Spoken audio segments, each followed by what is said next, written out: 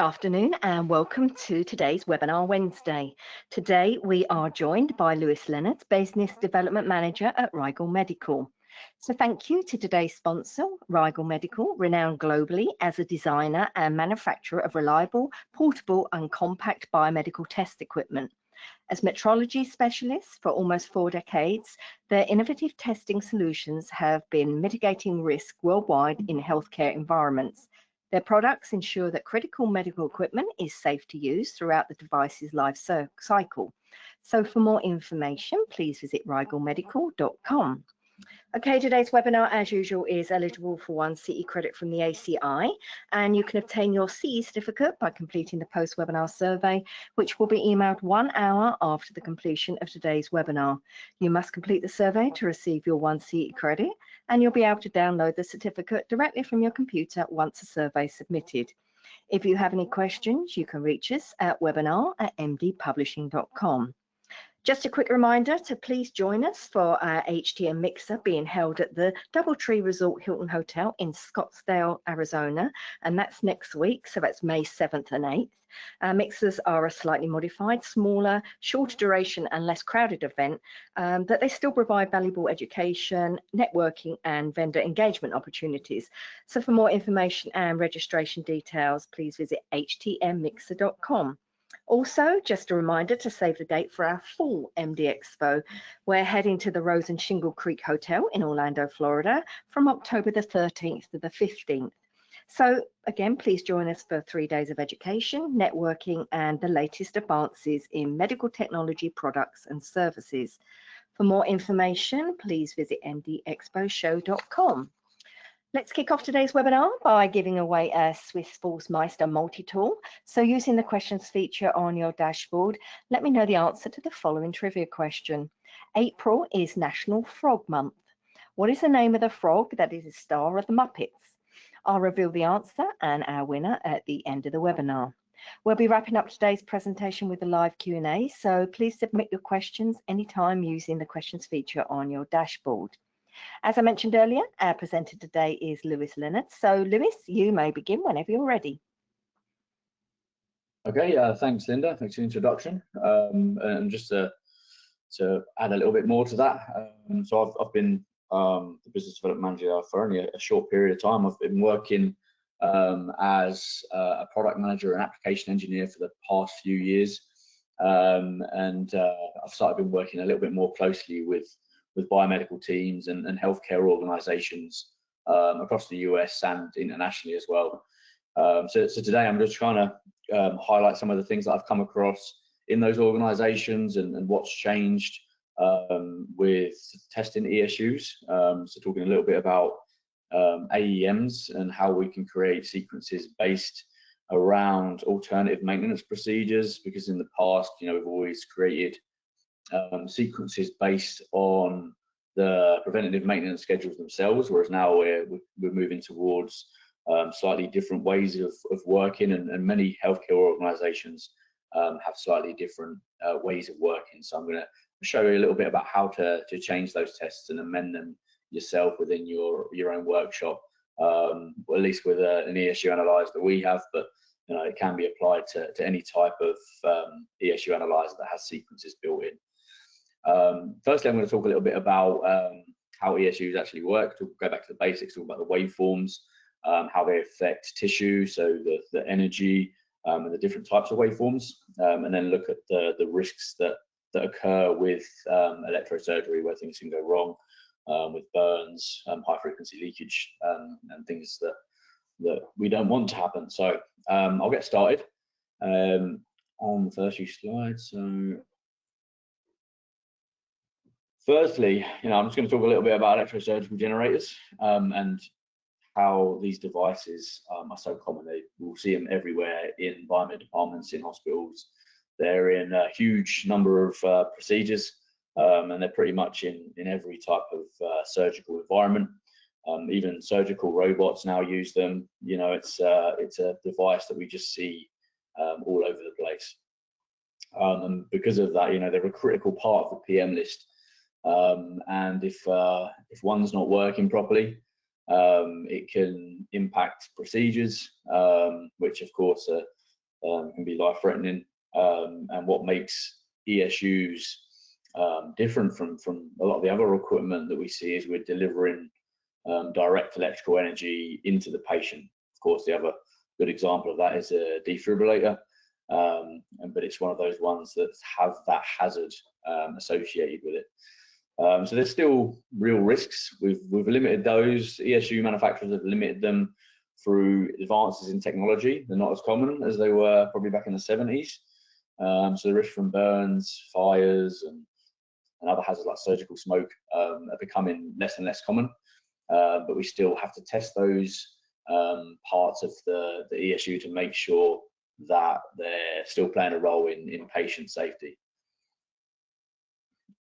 So at the basic level, electrosurgery is just about converting electrical energy into heat, and that's what creates the tissue effect. Now you'll see it's explained by Joule's law. Basically, heat is proportional to the current squared multiplied by the resistance and the time that the energy is applied. So the more energy you put in and the longer you apply it, the more heat you generate. So from a biomed perspective, we just need to make sure that the energy is controlled properly. So it's got effective treatment. So we don't want to see any unintended damage. One of the main concerns with ESUs is, of course, the safety concerns around high frequency leakage, or with the patient return plate, making sure that the energy is going where it should be going and being delivered in a controlled way. So we're converting that electrical energy using high frequency electrical current, and what makes it safe, or at least safer than mains frequency, is this 500 kilohertz that we're using. We're very familiar with this 50, 60 hertz range for the mains.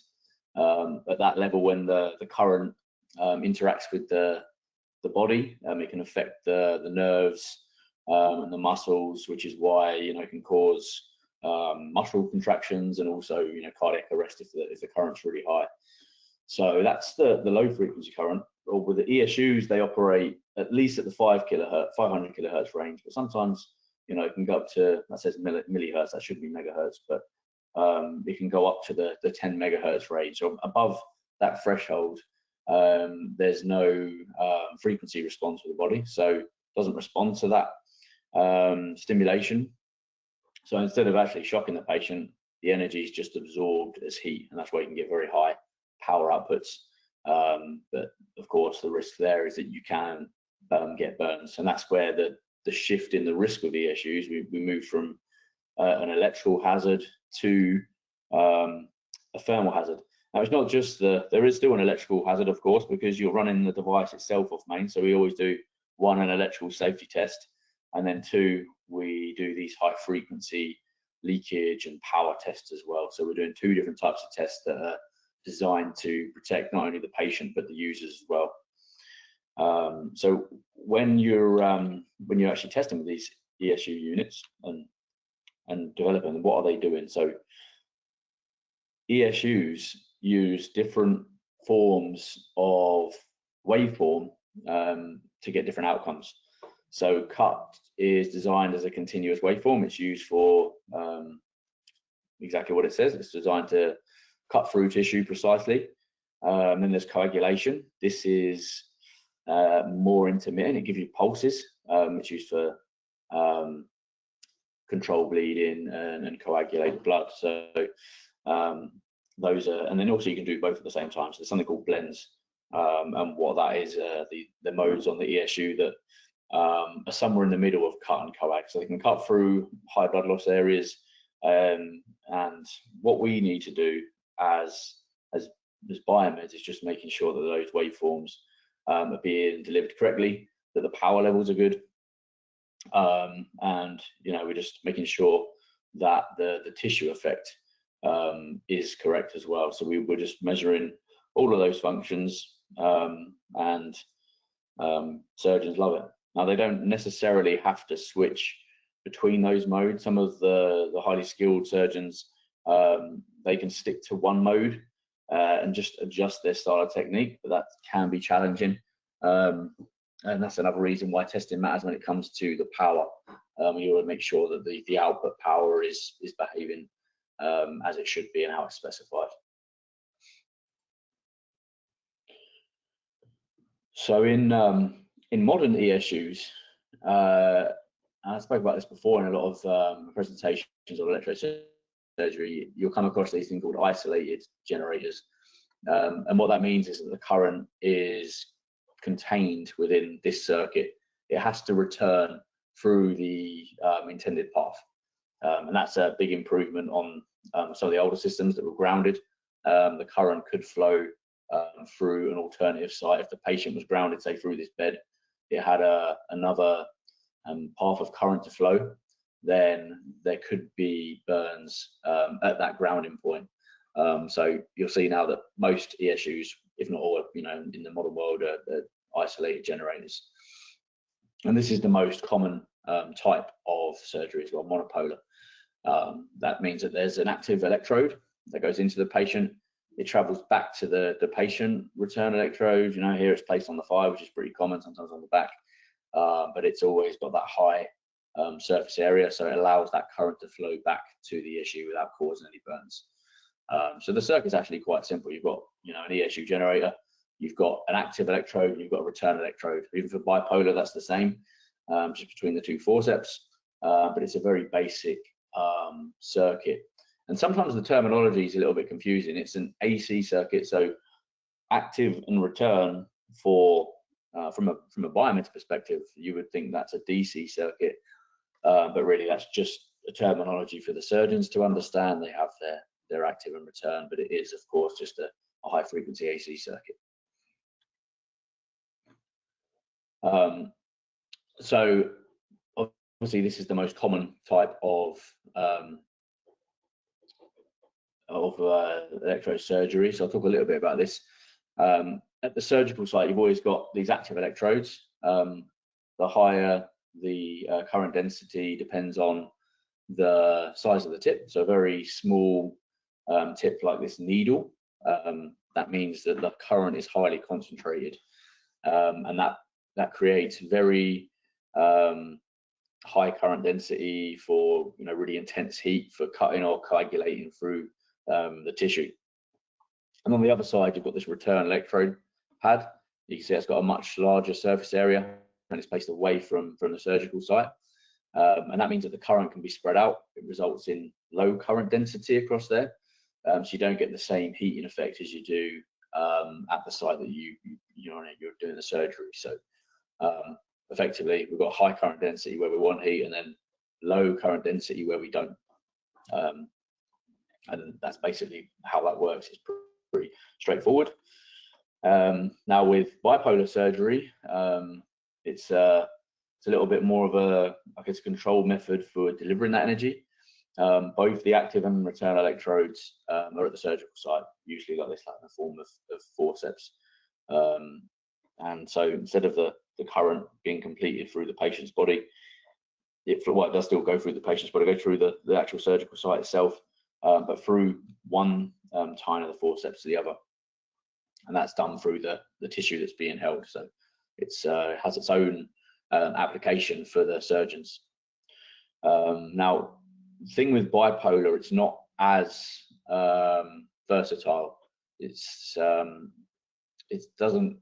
as effective when it comes to managing large areas of bleeding.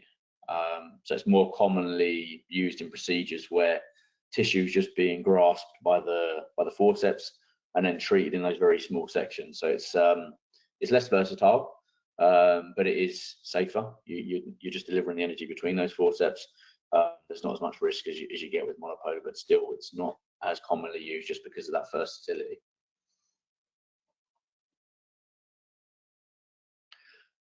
And just a quick overview of the waveforms and how those tissue effects are. Many of you will be familiar with these from your time working in workshops, but for those of you that don't, we have cut coagulation blends. And we also have more complex waveforms as well now with some of the more modern ESUs. You can actually look at the waveforms yourself if you want. Our ESU analyzer has a scope output, so you can actually check the ESU waveform in real time. Mostly used for obviously manufacturers that are developing ESUs, but you can do that on our ESU. You can analyze, you can output the waveform if you want to see what types of waveforms are being produced. So cut is this continuous, clean, precise, uninterrupted energy that gives you a very high average power and consistent current density. Doesn't allow for any cooling with that, obviously. There's no intermittent bursts like with Coag. So that continuous waveform is always just creating a cutting effect. And then coagulation is different. It's got this intermittent small bursts of energy, and it's got lower average power, but it's got these higher, well, it doesn't look like higher peaks on here, but normally they're higher peaks. And that means that you're allowing the tissue to dry between those pulses, and that leads to coagulation rather than cutting. And then you've got these blend modes which sit somewhere in between, and those are just they're all changed by something called the duty cycle, so the on-off time, when the waveform is off versus when it's on. So you get a mix of cutting and coagulation characteristics. So that's really good for if you're cutting through surgical sites that bleeding needs to be controlled, and then we're just making sure for any of those waveforms that the correct energy is being delivered. So what we're doing in our PMs is we're measuring the power that the service manual is provided, or whether it's an AEM using your alternative procedure. And that's why you'll typically see an ESU will have a much higher power output for cut, because it's a higher average power than you do for Coag. You know, cut will be 300 or 400 watts, and then Coag's typically you know, in the maximum range of about 120 normally. So that's the reason why, different power characteristics.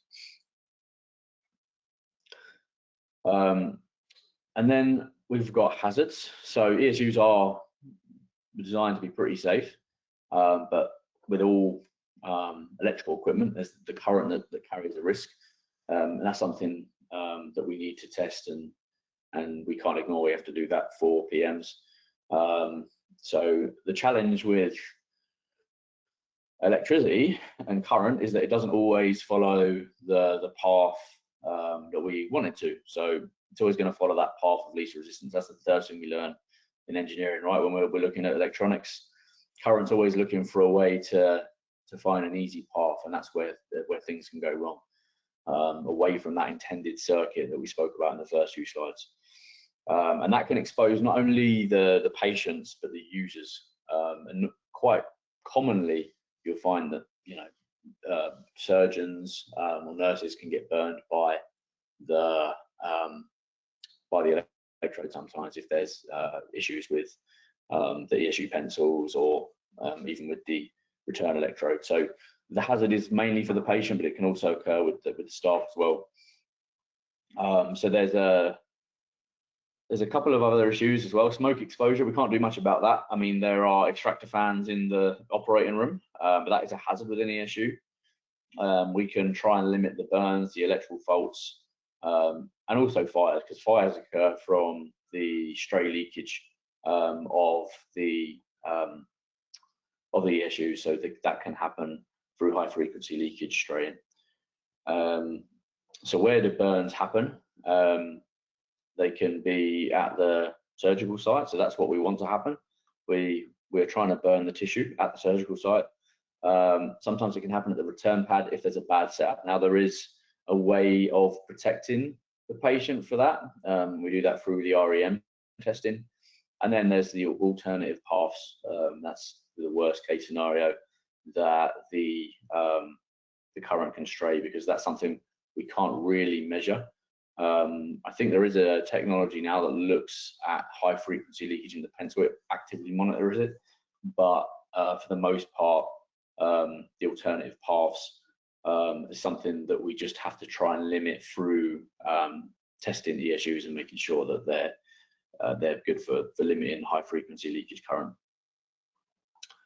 And then before I go on to the next few slides, a couple of questions I had since doing my last webinar on electrosurgery was that, well, we have test sequences built into ESU analyzers, and it's common for not only ourselves at Rigel but for other manufacturers of the ESU analyzers, that they have test sequences built in, and we develop them based on the service manuals, and we can send those out whether we update them according to that service manual.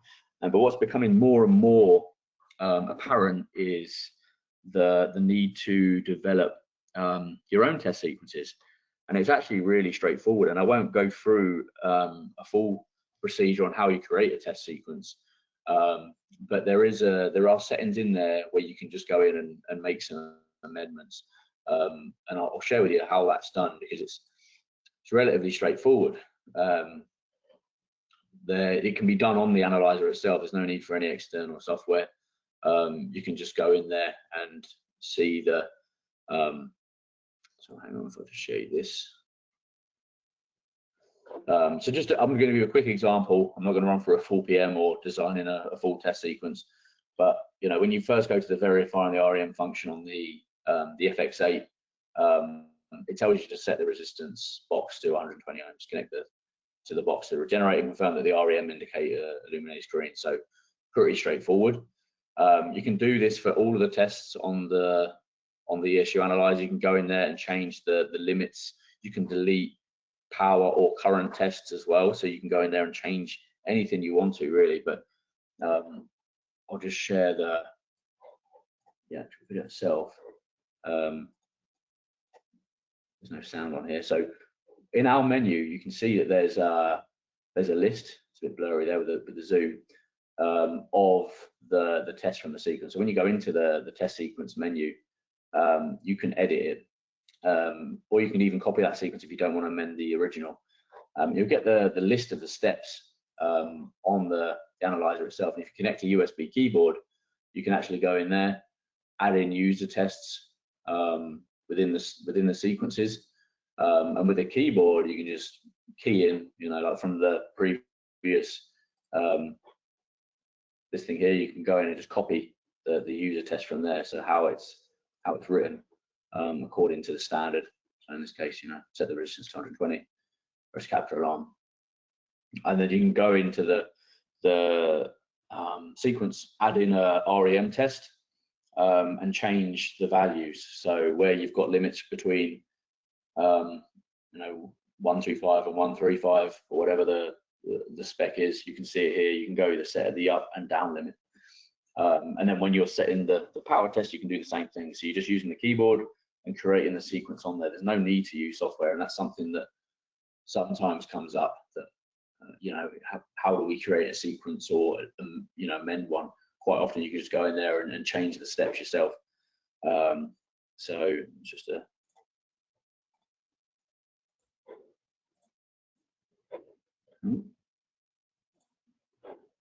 go back to the presentation. And if there's any interest in taking a look at that and how that might look working, then feel free to reach out to us. I'm quite happy to walk you through on how to make those changes to any of the test sequences that you're doing for for alternative equipment maintenance schedules, because they're starting to become more and more apparent as time goes on. And on the back of that, I'll now go on to the different things that we test and why we test them. So firstly, we spoke about patient electrodes and what they do. They disperse the current over a wide surface area. So what is that technology? It's been around for a while, but how do we carry out those performance tests on the return electrode monitoring system, we just showed in that video? But I'll talk a little bit about how that works. So a return electrode is, as mentioned, designed to carry that electrical surgical current away from the patient. The image here just shows the difference between low and high current density of the return electrode site. So for the patient plate to work, it must have good quality contact, and also to make sure that it's spread over a large surface area, and that allows the heat, as you can see here, to disperse quickly and reduces the risks of any burns. Here, where the patient plate is coming away, that's causing the current to concentrate in this smaller region, and that can increase tissue heating at the return site, can lead to burns, and that's where we get the risk of patient injury, and that's why good skin contact is really important.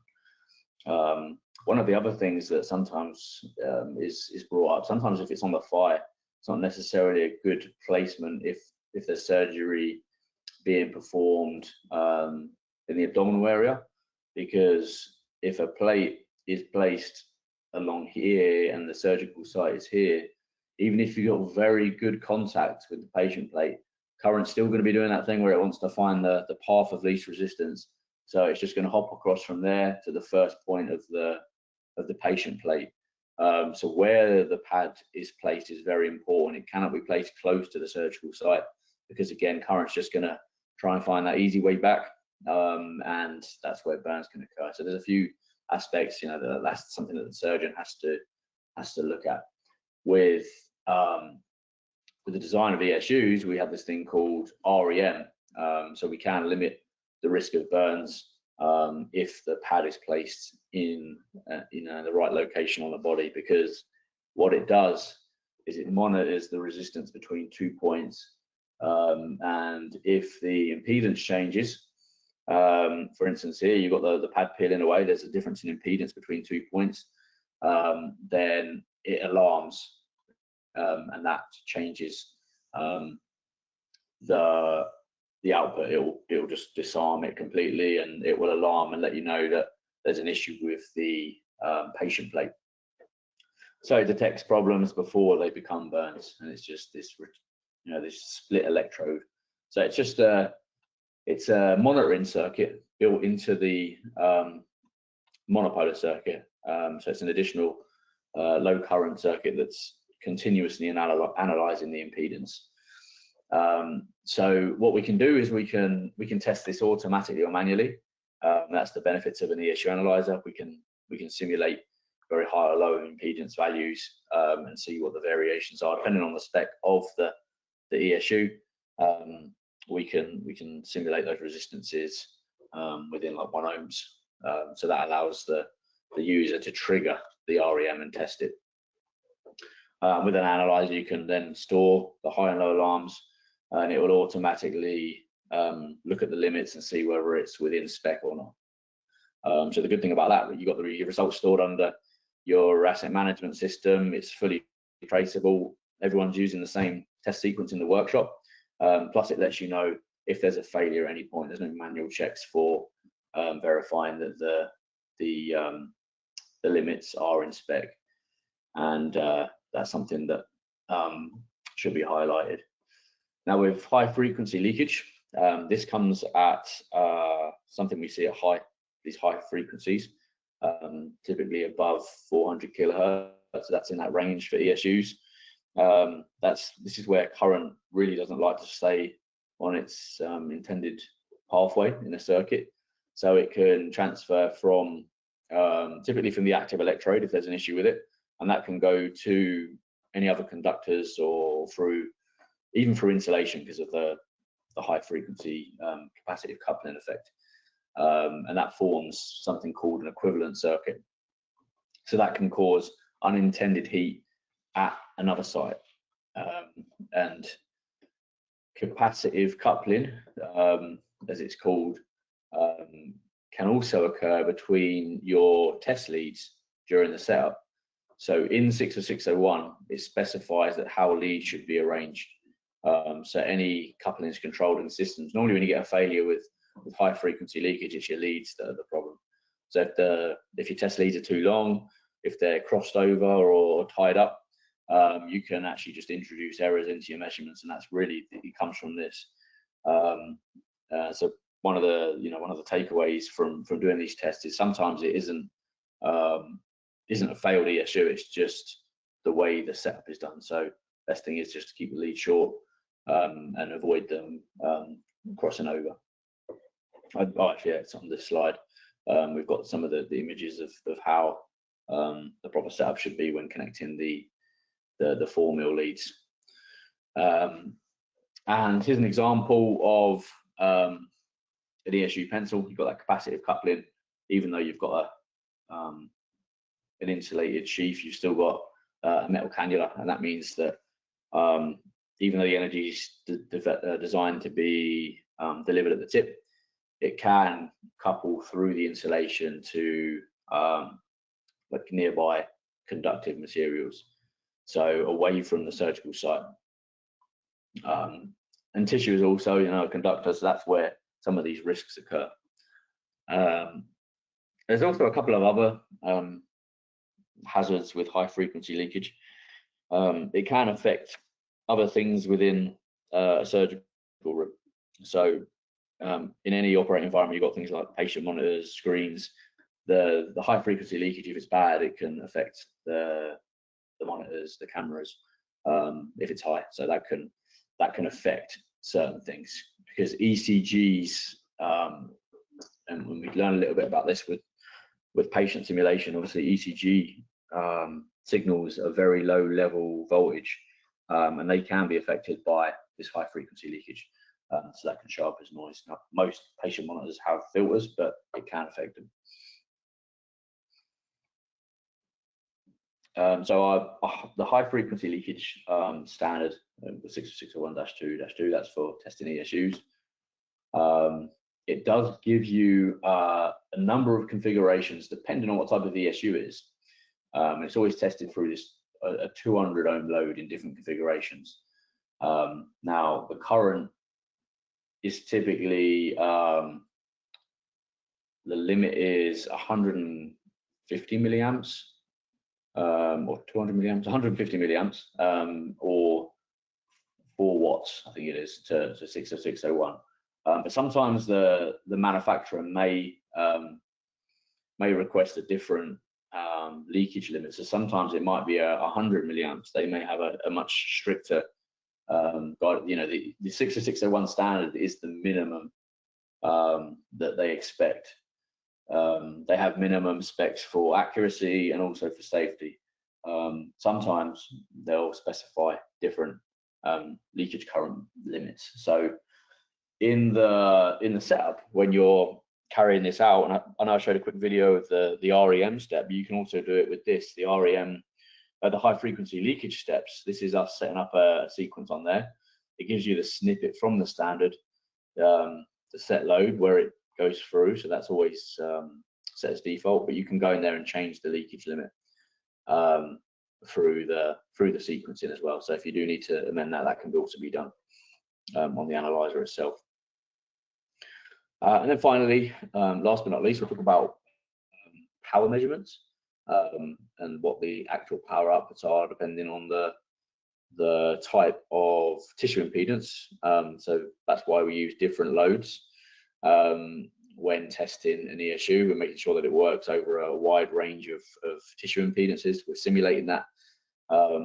Work with some ESU manufacturers, and they will use something called a power distribution curve. So that has the output powers over a wide range of impedances. And we've got something built in for doing those tests. It's called the graph power test, where it will just do the same power over a wide range of resistances, and you can build up that power profile. But typically, as a biomed in the HTM field, that's not something you'll do. You'll get a couple of readings taken over a few different results, and we can also do that in the automatic mode for the ESU analyzer. And what we're doing is we're just measuring inaccuracies for voltage, current, and wattage. Typically, an ESU service manual will either be current or wattage. Those are the ones that you're typically going to see. Now, I've seen sometimes when people set up a test sequence, they'll set it to wattage, even if it's current, and then they'll manually put in those current results. But there are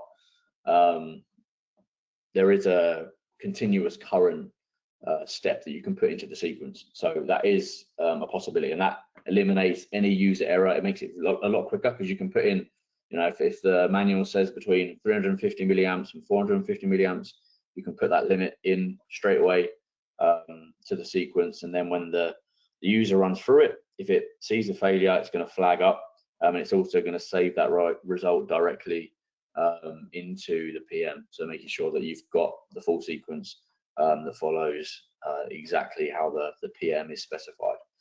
So that's something just to be aware of.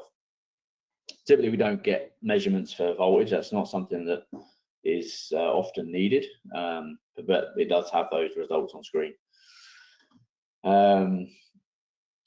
When you're measuring voltages, that's obviously for the actual waveform itself. You know, the peak voltages that are specified for coagulation, are they doing their correct function? So manufacturers will also check to make sure that they're getting the correct function depending on the voltage levels.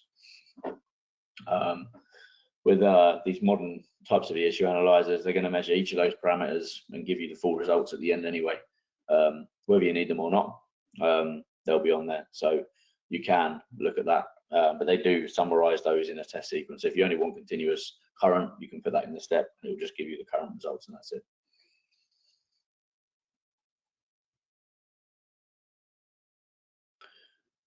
And then I guess launch the poll and just see what, you know, some of your biggest headaches are for testing ESUs.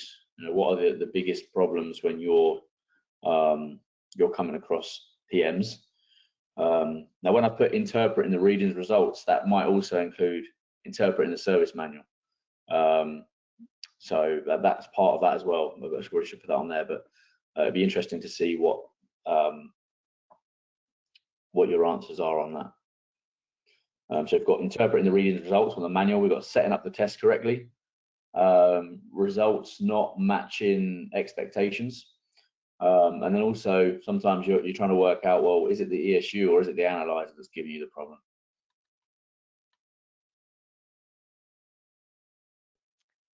Okay, Lewis, you have got 82% at setting up the test correctly, and then both 9% is interpreting the readings results and results not matching expectations. Okay, all right, thanks, Lena. So clearly there's a winner there, setting up the test correctly. That's always a challenge, and I think we try and circumvent that with how we build those test sequences. And funny enough, on this slide here, you know, we have a circuit, and this comes up on the ESU screen when you're running through a test sequence. So if you're ever unsure of how the device is connected, this is the side panel of our ESU analyzer, and I know there's other manufacturers out there that have the same kind of setup. One thing that can sometimes get a bit confusing is like, what does this mean? But that's just the circuit of the ESU. It's just in very simple form. So that's the output of that's the active electrode, and that's the return electrode. And you're just making sure that these configurations are all as specified on the screen. So it gives you a little bit of a shortcut for setting it up, but ESUs can be quite complex. It's why we've put, you know, high frequency leakage measurement steps in there as well with the actual manual steps. So you can just cross-reference it. But more often than not, if there's any issues with the setup, sometimes to do with the sequence, and we can always change those if required. So with automatic measurements, and we're saving a lot of time with the setup, we're also making sure that each operating mode is tested. So, you know, in the old days, you'd be using resistors to generate a power. I mean, we're going way back. Some of the ESU models from the 90s, and obviously they're not using those types of functions, but that was something that was done way back. But now we're just doing it all automatically. It's giving you a report with voltage, peak, current, and power. It's got complete automated testing, so it'll run through REM, high frequency leakage, and power tests, or current tests if you need them. And it will give you power graphs and results if you need them. So create a report. That's going to reduce a lot of time. Everyone's also standardizing within a workshop. If they're all using the same test sequence, whether that be an AEM or a full PM from the service manual, you can standardize and put those service PMs from the Unitherm or whichever ESU analyzer you're using across between them. With our ESU analyzer, you can just use a USB stick and download it to the USB stick and then transfer it to any other Unitherms or ESU analyzers you have in the workshop, and that will make sure that you're having all of the same results time and time again, the same test procedures. So the internal resistance load bank as well for power tests is already set automatically, so there's no need to go in there and change any of those either. You just basically following the output power of the ESU itself and making sure that it's connected correctly, and then the Unitherm will tell you if it's passed or failed throughout the steps until the end of the sequence. So then really all the user has to do is just switch between the cut and coag leads, and then change the power readings according to the screen and the user steps in that sequence. So when it comes to properly setting the test up, I know that was a headache for most people. We try and make that as easy as possible. I know it's sometimes the sequences might not be as clear, and they're always open to interpretation. That's kind of why I wanted to talk about the changing of the steps during the first few slides and how that's done. If you do have one of our ESU analyzers, you want to see how to set up those sequences and change those steps, I'll be more than happy to walk you through it on that. So there's an example there of the setup. So going back to the sequence that I showed you earlier when I was running through that video, we can go in there, we can change the test load, the delay, we can put upper and lower limits according to the standard. We can change the test time. There's that show diagram capability as well, so you can see where it's connected. And if you change this to a continuous current test, you can just have upper and lower limits for milliamps as well. So all of that can be amended on the device itself if you need it, and that's something that I just kind of wanted to go over today briefly during this educational webinar, because that's something that's come up a few times now out in the field, and hopefully that makes a little bit of sense. But if not, happy to jump on a call anytime as well. So I think that's it from me today. Not sure if we run over or not. Linda, we good for time? Yes, we are. I've got a couple of questions for you, Lewis. One that's come in is, what challenges do you typically face when testing ESUs? Yeah, so I mean, if you go back to the poll, that seems to be one of the biggest issues, is how is the device set up? How do you connect everything? It's normally a little bit of a headache. That's a challenge. Also, it's locating those problems that can sometimes occur with cross coupling. That's sometimes a headache. They're getting failures in the workshop because of that. And then also the automation, how to get these sequences set up in the first place. We do have PMs built from the service manuals themselves, but creating them based on AEMs, and quite often I'm more than happy to create them if they're needed, but sometimes the customer just wants to create the sequence themselves, and I think that's one of the biggest challenges. Okay, so another one here is, are you currently capturing ESU test results in a CMMS? And if so, how integrated is that process? Is it manual entry, file upload, or maybe fully automated? Okay, so that's a question for some of the end users that we quite often see, whether the results are uploaded directly and attached to their CMMS, and it can be done in a number of ways. With an ESU analyzer, you can either take the results manually from the screen, or you can export them into a simple Excel format, and then that can be attached to a CMMS, or even using APIs, it can be integrated directly into it. And then of course there's the most common way, which is you export it into a PDF from the analyzer using a piece of software, and then that can be attached to the work order within the CMMS. Okay, so how are you currently verifying ESU performance? I mean, are you following a manufacturer guidance or using an AEM procedure?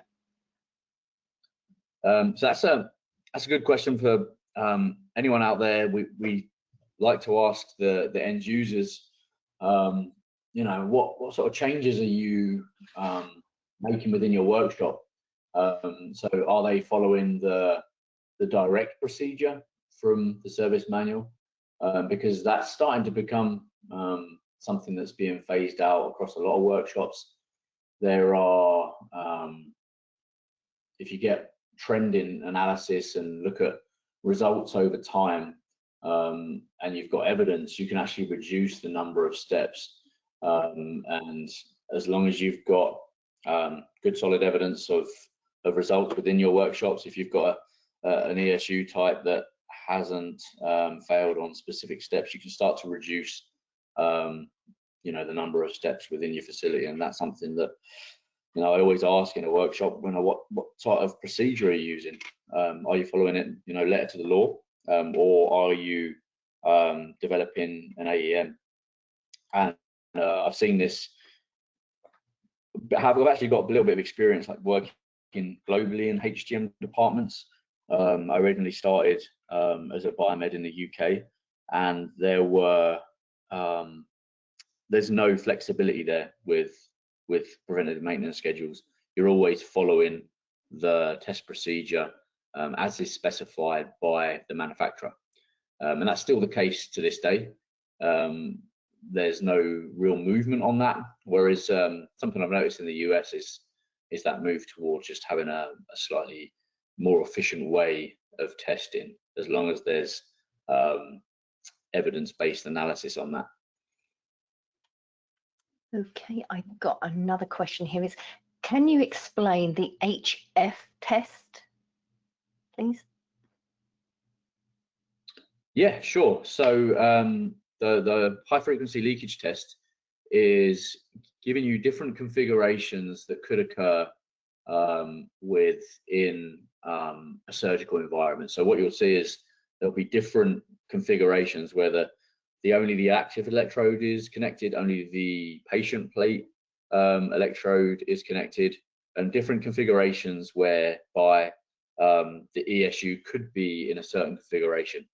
And the reason you're doing that is making sure that the high frequency leakage is always limited if the test setup is incorrect, or you know, it's in a certain configuration. So the reason 60601 specifies that is just to make sure that no matter what situation an ESU is being used, the high frequency leakage is still limited below that threshold, whatever specified by the manufacturer, whether that be 100 milliamps, 150, whichever they specify. If it's, as long as it's below that threshold, they say that is safe to use, and you're unlikely to get stray leakage current and burns that we spoke about, you know, the first few slides, where that can occur. Okay, I've got another question here. I don't know whether you want to reach out directly after the webinar, but he's asking whether Rigel could provide instructions on how to program and configure a Rigel ESU analyzer. Yeah, absolutely. Yeah, and think from that video, as I was trying to, I know it wasn't very much because it was just a quick minute. I didn't want to talk too much about how to set up a sequence, but I'm more than happy to jump on a call and just show you how to change those sequences, or even just upload the ones that we currently have we've got a file of ESU models that we have, PM procedures that I'm more than happy to share as well. But I'll also walk through how they can be amended if they're needed. But yeah, Okay, just let me know. I'll send you over the email afterwards. Sounds good. Okay, another question here is, I find the biggest risk with ESUs to be problems with the reusable wires, cables, pencils, grounding, etc. What recommendations or solutions do you have to address these issues? Well, that's a good question, because a lot of the issues around high frequency leakage strain is those cables. And quite often, when you're testing an ESU, you're just connecting it with the test leads, and you're not really verifying the performance also of the cables themselves. And the only way that can be the only way you can really test that is by checking the physical connections themselves.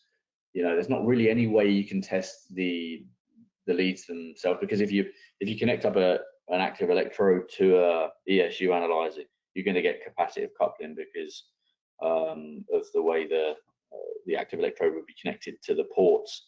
So it's a good question. I mean, we don't really test it with the actual leads that are being used, and it's really just you're doing a visual check, ensuring that the insulation is correct. But if you do have a test lead that has a 4mm connection, you can still verify the breakdown of any cables.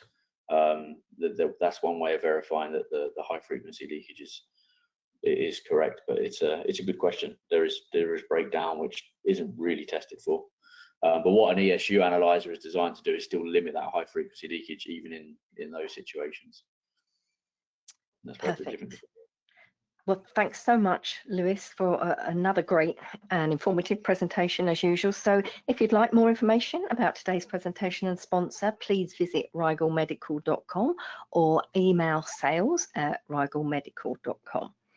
As promised, the answer to today's trivia question is Kermit the Frog. So congratulations to our winner, Connor Peck in Virginia. Just a quick reminder, you can obtain your CE certificate by completing the post-webinar survey, which will be emailed 1 hour after the completion of today's webinar. You must complete the survey to receive your 1 CE credit from the ACI, and you'll be able to download your certificate directly from your computer once you've submitted the survey. If you have any questions, you can reach us at webinar@mdpublishing.com. Now, if you've missed any of our past webinars, including any by Rigel Medical, please visit webinarwednesday.live to view our whole webinar archive. We'll be back soon with another webinar. So again, visit webinarwednesday.live for more details and, of course, complimentary registration. Thank you all once again for your time today, and I hope you enjoy the rest of your day. Okay, thanks everyone. Thanks, Lynn.